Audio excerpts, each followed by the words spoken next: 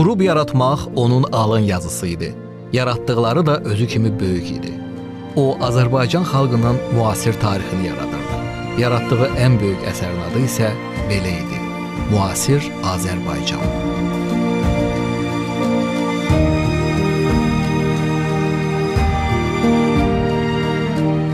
Hər bir insan üçün onun milli mənsubiyyəti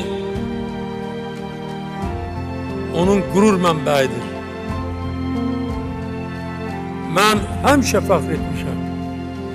Bu gün də fəxr edirəm ki, mən Azərbaycanlıyam. Liderlər üçün qalibiyyətin alternativi yoxdur.